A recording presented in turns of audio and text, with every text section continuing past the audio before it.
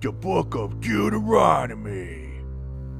So if you see an oxes straying and you know who the oxes belong to, then you need to bring the oxes back to the owner. The same applies to their asses and their cloakses. If cloakses are running around like strays, return the cloakses to their owners. I suppose the same goes for the wifeses too, right? Return any stray wifeses to their owners if you find them aimlessly walking around or straying. Speaking of wifeses, Lord Yahweh detests women who wear men's clothing. That's an abomination. That's a weird segue. So wifeses aren't allowed to wear husbands' clothes and vice versa. Until J-Man came along and changed everything, I suppose. No. Lord Yahweh doesn't change his mind. Wifeses wearing husbands' clothing is an abomination. Kinda like mixed fabrics? So Looney Tunes, why is it an abomination for women to wear men's clothes? So modern women can't wear jeans and t-shirts and stuff? Speaking of abominations, do not mix fabrics. And do not have oxes and asses working together.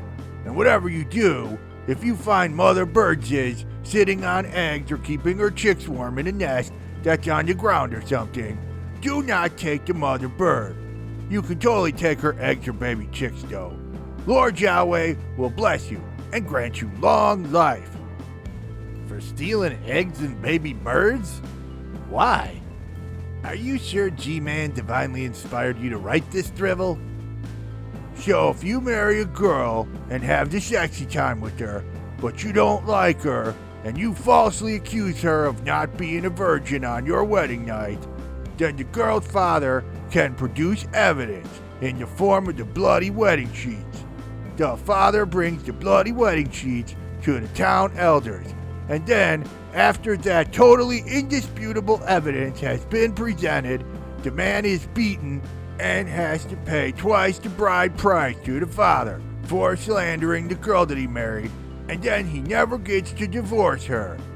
But if she wasn't a virgin at her wedding night, and the father cannot show the bloody sheets as evidence to the town elders, then you need to totally take that girl and stone her with stones until she's dead. Is this really necessary for me to go into detail how much there is wrong with this law? I mean, here's Moses writing loony laws about evidence that are divinely inspired by the G-Man, right? So how does the father get possession of the bloody wedding night sheets anyway? Is that like part of the bride price, 5 cows and bloody wedding sheets? So like if he falsely accuses the girl, well, all he gets is a beating and has to pay twice the money. But if she really wasn't a virgin, or if they just can't produce the bloody wedding sheets, she gets a stoning. I mean, that sounds fair, don't you guys think? I can't see a problem with this whatsoever. If men and married women are discovered having a sexy time, then they have to be put to death. Also, you don't get to marry your father's wife, because that's icky and gross. If you're a bastard born out of wedlock, then you are icky and gross, and you cannot enter Lord Yahweh's house, not even 10 generations later. If your manly parts got smushed or cut off or something, then Lord Yahweh says you are icky and gross too, and you can't enter his holy tabernacle. Icky Ammonites or Moabites can't enter Lord Yahweh's house neither. Isn't that Lot's kids again, who were born from drunk sex in a cave with his daughters?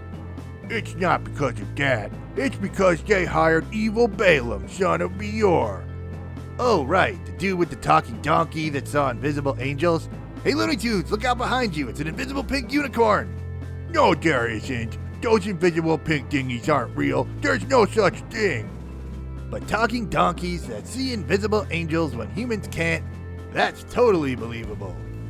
Satan, knowest thou if something's in God's holy book, it's true. I appeared before the donkey, which then spoke to Balaam. That's right, Satan, what the metal angel guy said. Oh look, it's my favorite angel, Hasatan. The guy who's always getting me in trouble in the Old Testament for stuff he actually did. Satan, do you mind if I read the rest of Deuteronomy now? So, When you men are sleeping and icky gross things happen to you, you need to stay outside the camp for 7 days. Icky gross things like wet dreams, nightly emissions. You need to have a shovel with you guys at all times and dig holes and cover your icky gross human emissions. And also, when you make excrement, you gotta cover up the excrement. Because Lord Yahweh says that poopies are icky, right? Shut up, Satan. Stop saying poopies. Poopies, poopies, poopies. Oh, geez. See what you made me do, Looney Tunes? I've reduced myself to poop jokes. Ugh. Stupid Satan. You need to cover your human excrement before omnipresent Lord Yahweh walks amongst the camp. If runaway slaves come to you, you should not send them back to their masters. Do not take advantage of runaway slaves. Wow, that actually seems like a decent law. Can you give more information about that one? Lord Yahweh does not tolerate prostitutes and sodomites among his peoples. Oh, so we're not going to get more clarification on the slave thing? We're moving straight on to the prostitutes and sodomites, huh? Any monies that you make from prostitution is an abomination to Lord Yahweh. You need to send your money outside the camp for 7 days. Do not lend money to your peoples at interest. You can charge interest to the peoples who aren't the Israelite peoples, though. You need to honor vows that you make to Lord Yahweh.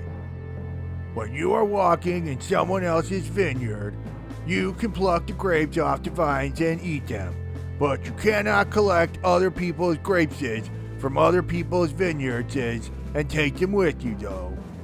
So picking a few grapes off someone else's grapevine? Totally not stealing. But filling a bag or a container with someone else's grapes from someone else's vineyard?